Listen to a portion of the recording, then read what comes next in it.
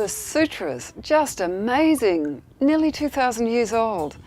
And the way in which the person that's they're attributed to, Patanjali, the way he got so much so quickly. I can just tell you if you like. His first sutra is, now I'm going to talk about yoga. He doesn't say anything else. And so we take it seriously. He is going to talk about yoga and nothing else. What's yoga? Yoga is a Sanskrit word, not an English word. We don't translate it. Yoga doesn't mean stretching and bending. The word yoga means unity, universal, unitary consciousness.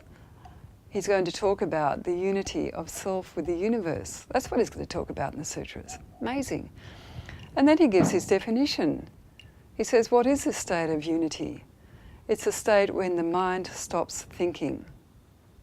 What? Stops thinking? How can we think about this then? Anyway, then he goes on. He says, when the mind has stopped thinking, the natural self, the seer, is in its natural state.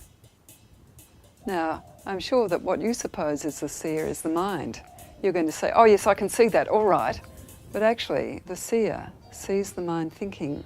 The seer sees your personality doing its number as though it were the most important creature in the world. The seer sees the way your mind creates your sense of being a personal self.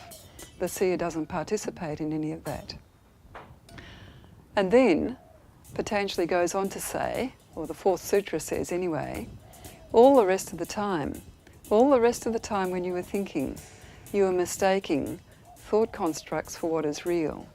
You're mistaking your thought-based idea of yourself for what's real.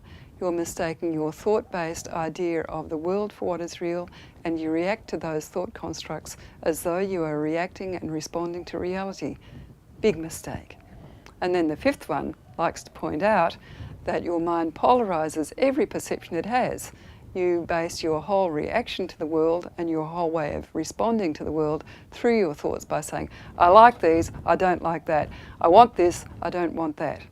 Okay, so from there we can really begin to reconsider what self is, what the world is, what consciousness is, what being is, and what universal being is. Now, do you want the Sanskrit, or is that enough? Thank you for watching. It's been lovely sitting here talking to you. If you found anything interesting in these comments, believe me, there's heaps more. And in the long run, not just to talk about, but actually to experience. So keep tuned and we'll keep you up to date. Bye-bye.